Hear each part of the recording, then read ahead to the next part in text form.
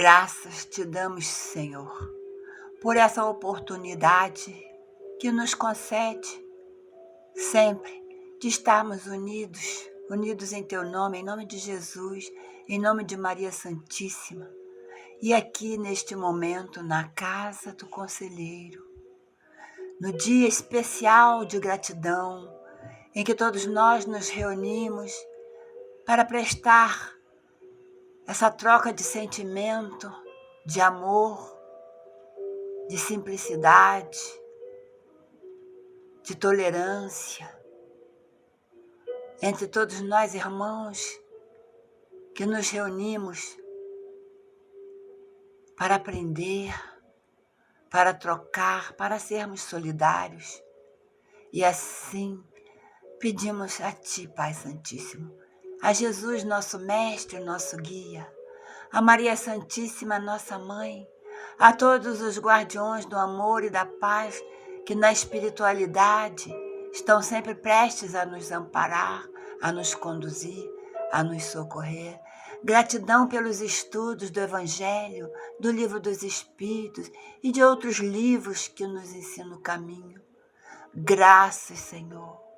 Graças. Pedimos as Tuas bênçãos para todos os irmãos necessitados do corpo e da alma, paz, luz, serenidade.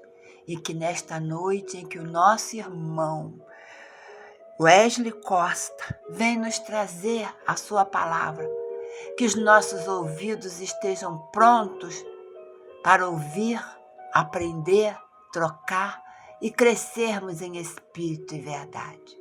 As suas bênçãos, Senhor, para todos nós. Graças a Deus, graças a Deus, graças a Deus.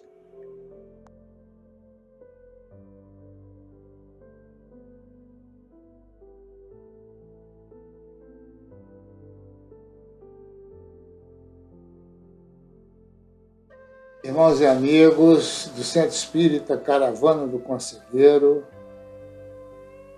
que as bênçãos de Deus possam estar conosco nesse momento, enchendo os nossos corações de esperança e de paz. Nesse ano abençoado de 2021, em que esta casa benemérita, através da iniciativa, persistência, dos seus fundadores e daqueles que deram prosseguimento a essa iniciativa abençoada pelos bons espíritos, completa 80 anos de existência. 80 anos de estudo, de orações, de trabalho e acolhimento aos sofredores do mundo físico e do mundo espiritual. É um ano significativo, não só pela comemoração dos 80 anos da casa, como também da necessidade de acolher aqueles que sofrem nesse período em que nossa terra querida passa pelo seu processo de transição, se habilitando a se tornar um mundo de regeneração, onde a prática do bem, onde a seriedade com as instituições, a honestidade nos relacionamentos humanos, será o esteio da sociedade. Então, é um momento importante. Muitos dos nossos queridos do coração partem em demanda ao mundo espiritual, nesse processo que nós espíritas deveremos compreender bem, como um trabalho que está sendo supervisionado e realizado pela espiritualidade superior, conforme bem Kardec esclarece lá no livro A Gênese, quando ele fala das imigrações e das migrações planetárias, onde todos os dias milhares e milhares de seres espirituais entram pelo processo reencarnatório na face do planeta e outros tantos aqui saem em demanda às regiões espirituais, de acordo com as escolhas de vivência que eles fizeram ao longo da existência. Então é um momento realmente de apreensão, de dor e de tristeza, mas também deve ser de muita serenidade e aceitação dos desígnios de Deus. Então, é um momento realmente que nos leva a pensar, justamente nesse dia 2 de novembro, em que a humanidade, parte da humanidade, né, especialmente no mundo ocidental, já a partir do século X, eles comemoram o chamado Dia de Finados, ou Dia dos Mortos. E essa iniciativa foi de um frade beneditino na abadia de Cluny, na França, onde o abade Odilo convidava os fiéis a irem até o cemitério orar pelos mortos, porque eles tinham uma crença de que grande parte dos mortos estavam justamente no purgatório, aguardando as orações aqui da terra para que pudessem passar do purgatório para o céu, ou seja, a vida de contemplação e de felicidade. Isso depois, com o tempo, com o avanço das ciências, ficou demonstrado muitas das impossibilidades dos dogmas católicos. Isso trouxe uma ruptura, né? Levando à prática do niilismo, onde não se acredita em nada e se acha que a vida começa quando nascemos e se extingue quando morremos. E isso nos levaria a uma dissolução da sociedade, né? Porque se nada existe após a morte, por que eu vou me preocupar com o dia de amanhã? E é o que, infelizmente, grande parte de nós, os humanos, no momento, temos experimentado. Uma vida como se não houvesse amanhã. A vida do aproveitamento do hoje, aqui e agora, não nos importando se isso vai ferir, vai magoar, vai prejudicar o nosso semelhante. Uma vida em que, através de movimentos de corrupção, de insanidade, nós amealhamos bens materiais que irão todos ficar por aqui, servindo como muito de motivo de dissensão dos familiares em relação à partilha daqueles bens. E nós, os espíritos, que fim levaremos? E aí, se me permitem, eu vou relatar um fato ocorrido na minha infância. Eu era muito jovem, nascido num lar espírita. A minha mãe se converteu ao espiritismo ainda jovem, quando se casou com meu pai, que já era de família espírita, e nós vivíamos nessa condição de compreensão da imortalidade da alma, da comunicabilidade dos espíritos, mas eu ainda muito novo não tinha tido a oportunidade de ver um fenômeno mediúnico, né? Por assim dizer, conforme se diz na gíria comum, ao vivo e a cores. Então, a minha avó, no processo de doença grave, veio a falecer. Eu devia ter meus 12 anos de idade e então fomos com os meus familiares, os que viviam lá na cidade do interior do Espírito Santo, aqueles outros que já estavam aqui ao Rio, que foram lá para as últimas homenagens à mãe deles, eram os tios meus que moravam aqui, e levamos o corpo até o cemitério. Foi feito lá o sepultamento numa tumba que o meu pai mandou preparar para receber lá os restos mortais, e voltamos, fizemos lá as orações, dentro da prática de cada um. Uma parte dos meus tios eram protestantes, outros católicos e nós espíritas. E voltamos para a casa do meu tio, que era contigo à nossa própria casa, inclusive. Né? E ali na sala, uma sala ampla que dava saída para 3 quartos da casa. Um deles era onde a minha avó havia passado os últimos tempos da sua existência, e a minha tia na cozinha preparava lá o café, uma broa de fubá, e todo mundo conversava, trocando ideias, falando, inclusive, da personalidade da recém-falecida, que era a minha avó, uma pessoa muito querida. Ela tinha sido parteira ao longo da sua existência, trouxe ao mundo vários bebês, e por isso era muito bem conceituada na cidade, muito querida, muito amada. E por nós, os familiares, também. Era uma pessoa boníssima, eu particularmente sempre tive uma devoção muito grande a essa alma querida.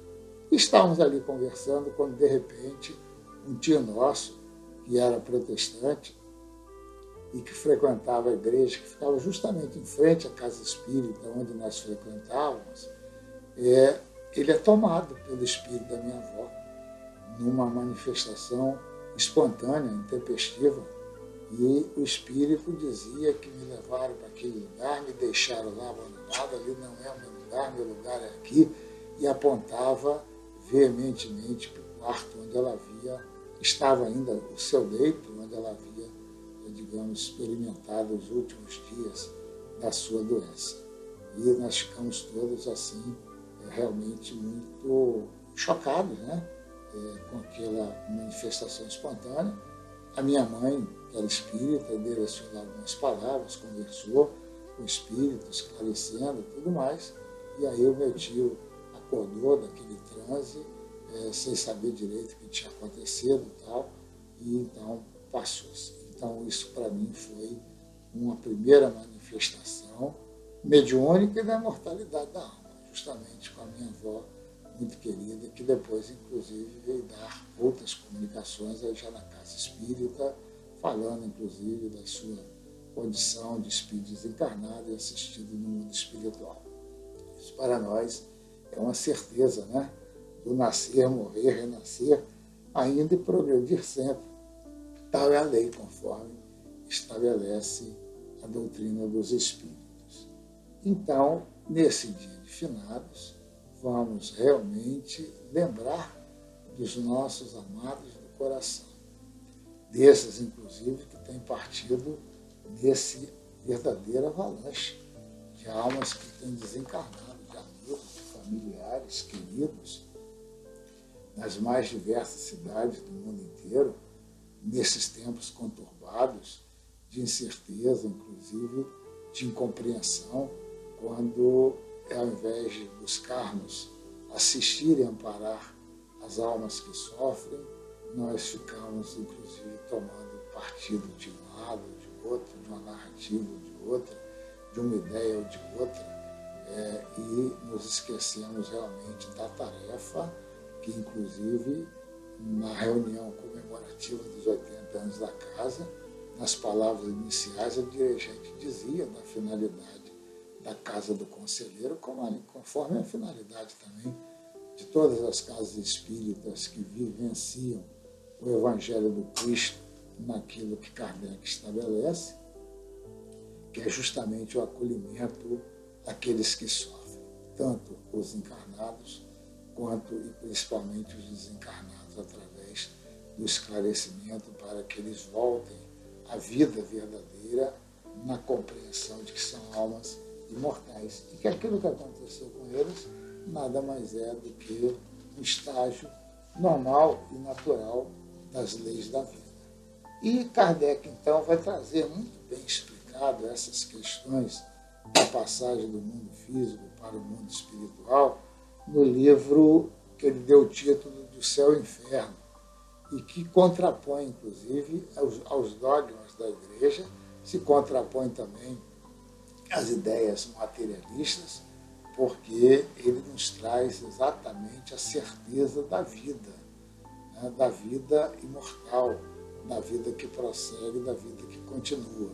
Um capítulo desse livro, que vale a pena ser lido por quem não leu, ou relido por quem já leu, e estudado por quem já leu e releu, é o capítulo em que ele coloca lá como sendo o Código Penal da vida futura, onde é colocado que nenhum dos nossos atos bons fica sem ter a necessária e devida recompensa, como também nenhum dos nossos atos impensados, que vão de contrário às leis de Deus, ficará também sem ter a necessidade de ser corrigido. Então vale a pena. E Kardec, aqui no início do livro, na primeira parte, no capítulo 1, ele vai falar do porvir e o nada. e faz aqui uma reflexão filosófica muito profunda, quando ele diz assim: vivemos, pensamos e operamos. Eis o que é positivo. E que morremos não é menos certo. Ou seja, nós vivemos, nós pensamos e nós realizamos coisas. Isto é positivo. Não tem como duvidar disso. E que morremos não é menos certo. Uma certeza que todos nós encarnados temos é que nós um dia vamos passar pelo fenômeno da morte. Ou seja, vamos deixar a existência material para, conforme a compreensão espírita nos estabelece, recolhermos no mundo espiritual o fruto daquilo que semeamos na presente existência. Mas, continua Kardec, deixando a Terra, para onde vamos? Que seremos após a morte? Estaremos melhor ou pior? Existiremos para nunca mais ou tudo ou nada? Viveremos eternamente ou tudo se aniquilará de vez? É uma tese essa que se impõe. É necessário que se impõe essa tese. O que acontece conosco depois da chamada morte do corpo? Todo homem experimenta a necessidade de viver, de gozar, de amar e de ser feliz. É uma preocupação natural de todos nós, de gozar, de amar, de ser feliz, de realizar coisas.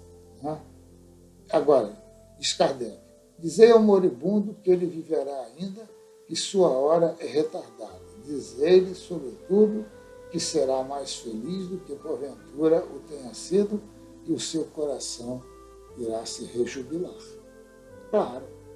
Agora, também não adianta nós pensarmos que vamos fazer com que o moribundo, em que o organismo já não tem nenhuma possibilidade de reviver, sobretudo já pela longevidade, pelas dificuldades naturais que o tempo que consome a nossa existência física já nos impôs, vamos orar para que aquele familiar nosso, aquele ente querido, possa sair daquela condição e voltar à vida. Que vida? Vida plena? Não. Então, o que nos cabe fazer? Compreender os desígnios do Pai Eterno e aceitá-la.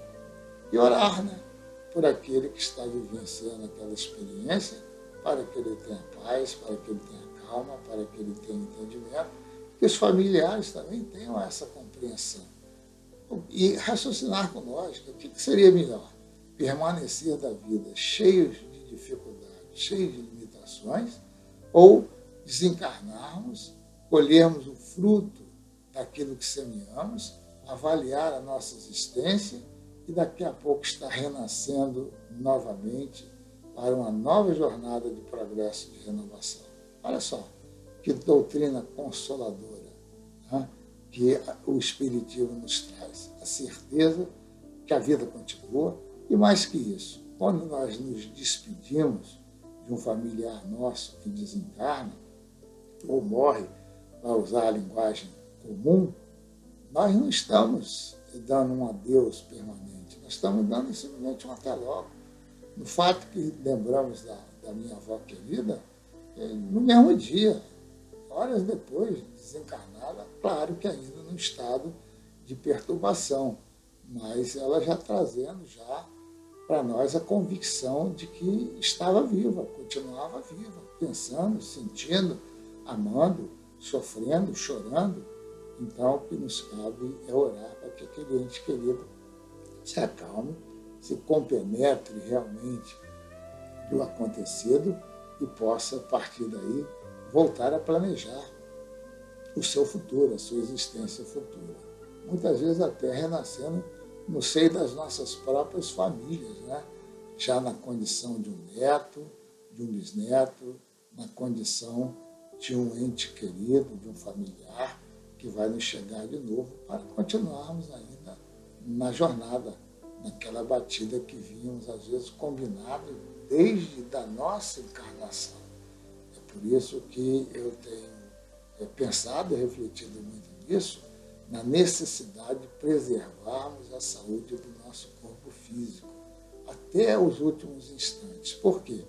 Porque não sabemos nós, eu que já sou um senhor, mas muitos dos jovens que vão nos ver e ouvir, que ainda estão planejando até o casamento, e que quando renasceram aqui na Terra, deixaram no mundo espiritual um combinado com espíritos queridos, amorosos, que vão renascer na condição de netos. Olha só quanta jornada que nós teremos que enfrentar. E quando chegarem esses netos, nós teremos que ter condições ainda de conviver com eles, de trabalharmos junto com eles, de ajudá-los na fase da sua reentrada no mundo físico e no planejamento do seu processo evolutivo. Olha só quanta responsabilidade, ao mesmo tempo, quanta alegria, quanta felicidade a doutrina espírita nos traz, né? Então é necessário que nós combatamos em nós essas incertezas, né, que nos levam, inclusive, a um estado de dor, de sofrimento, inclusive, de descontrole emocionais, né, se não compreendemos esses desígnios do Pai Onipotente, né? Então, Kardec diz aqui que, pela crença em nada, o homem concentra todos os seus pensamentos forçosamente na vida presente. E aí é aquilo que se vê, né? Esta preocupação exclusiva do presente conduz o homem, diz Kardec, a pensar em si, de preferência tudo. É, pois, o mais poderoso estímulo ao egoísmo, e o incrédulo é consequente quando chega à seguinte conclusão: gozemos enquanto aqui estemos. Gozemos o mais possível, pois que conosco tudo se acaba. Gozemos depressa, porque não sabemos quanto tempo existiremos. É aquilo que se classifica, né, como a sociedade líquida.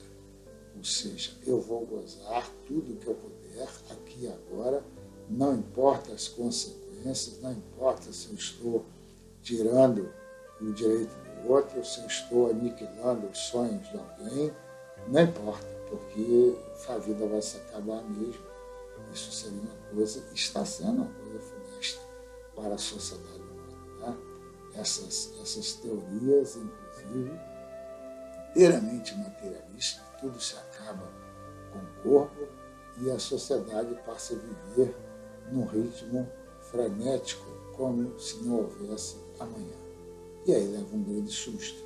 Quando desencarna e se depara com a realidade da vida, levam um susto muito grande, porque continuam a existência e aí ficam perambulando pela face do planeta em estado de dor e de sofrimento.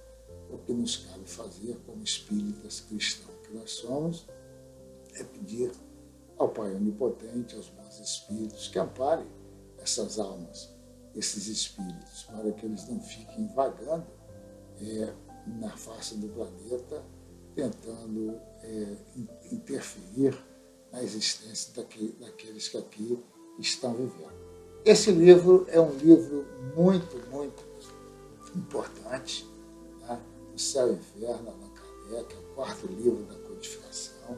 Ele traz ensinamentos profundos, essa avaliação que Kardec faz em relação, né, à vida futura, e fazendo contraponto com as ideias, né, das igrejas da época, né, e também contrapondo com os ensinamentos que essas crenças nihilistas, que visam apenas a vida material, tentam implantar no seio da sociedade, causando realmente um tumulto, né, uma dilaceração dos costumes.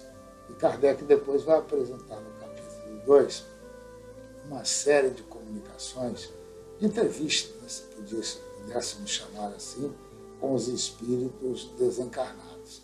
E aí ele classifica nos vários tipos dos espíritos desencarnados, como sendo os espíritos de condição mediana.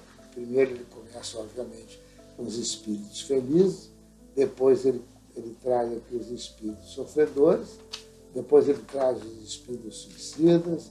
Em suma, ele vai trazendo aqui a comunicação dos espíritos que estão dos criminosos arrependidos, daqueles que estão vivendo no mundo espiritual as experiências que eles levaram da Terra. E ele começa justamente os espíritos felizes com o espírito Sanson, que é um ex-membro da Sociedade Espírita de Paris, que conviveu com Kardec, com os outros companheiros, e que desencarnou em abril de 1862, e ele traz uma comunicação, porque ele tinha feito um acerto, né, com os companheiros de trabalho dele lá da sociedade, e quando ele desencarnasse, ele queria ser evocado, porque era da intenção dele trazer um depoimento da sensação dele do processo de desencarne, né? E aí, então, Kardec faz a evocação, 8 horas depois dele ter desencarnado, e ainda com o corpo sendo velado antes do sepultamento, o espírito Sanson se comunica inteiramente lúcido, inteiramente consciente do que havia passado, e sauda: olá, meus amigos, e vai falar da sua experiência, e ele traz uma imagem que nós achamos muito bela. Então ele diz que é como se o corpo caísse e o espírito se levantasse. Olha só que imagem fantástica, né? Obviamente é um espírito feliz, um espírito que cumpriu ao longo da sua jornada tudo aquilo que estava estabelecido para ele. Então ele desencarna, embora tenha desencarnado com muitas dores e sofrimentos físicos, mas ele desencarna e recobre inteiramente a sua lucidez. Então isso é magnífico. Depois ele vai trazer o depoimento aqui também de um espírito, expobrações de um boêmio.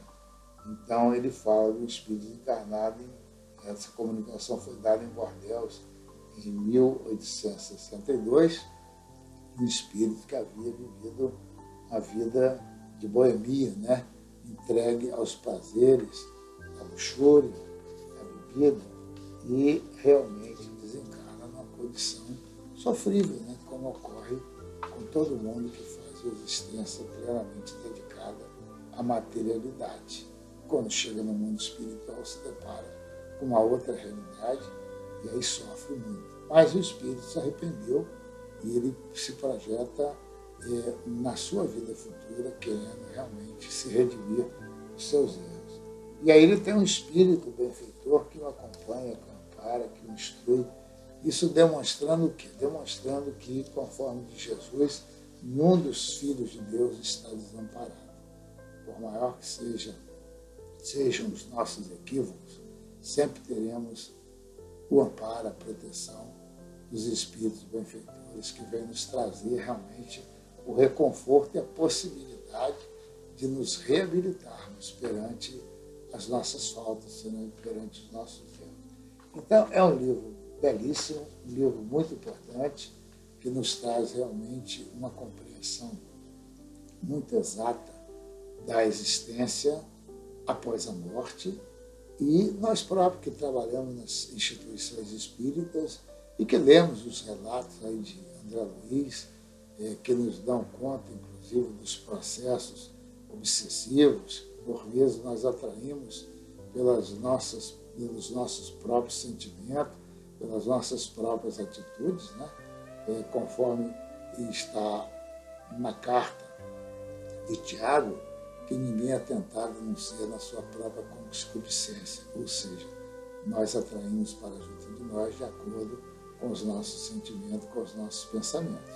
Que nós possamos nos livrar, então, dos sentimentos de medo, dos sentimentos de ódio, do sentimento de rancor, da nossa não aceitação da vida e plasmarmos em nós pensamentos bons para atrair para junto de nós a presença dos bons espíritos, para que eles nos confortem, nos consolam e que nós possamos seguir adiante, vivenciando a nossa experiência física, procurando buscar o engrandecimento de nossas almas. Então, essa é a finalidade da vida. A finalidade da vida é essa, né? E não nos esquecendo, inclusive, do final de resposta da questão 344, que nós achamos muito importante que nós guardemos, né? Quando Kardec pergunta exatamente em que momento o espírito reencarnou, e os benfeitores espirituais que dizem que é justamente no momento em que ele dá o seu primeiro vagido, ou seja, o seu primeiro choro, ele passa a contar-se entre os seres viventes e como servos de Deus. O detalhe é isso, servos de Deus. Então estamos na vida para sermos servos de Deus. O que é servo de Deus? É fazer a vontade do Pai Onipotente naquilo que Jesus falou, sendo o primeiro mandamento, amar a Deus sobre todas as coisas e ao próximo como a si mesmo. Que possamos acolher a necessidade de cada um, seja no que for, nos desmandos, nos descompassos, nas dores, nas tristezas, nas práticas indevidas, vamos compreender.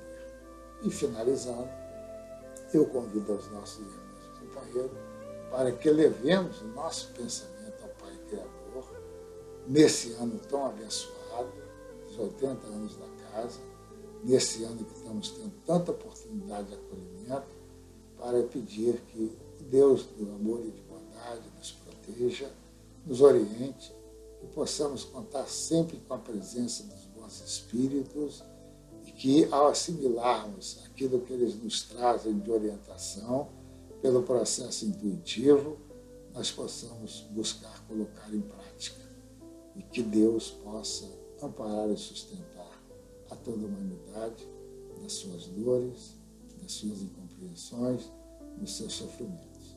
E que seja Jesus amigo, com a bênção dos conselheiros, dos espíritos protetores da nossa casa, estarmos sempre envolvidos com a prática do bem, do amor e da caridade. Que Deus nos abençoe e que assim seja.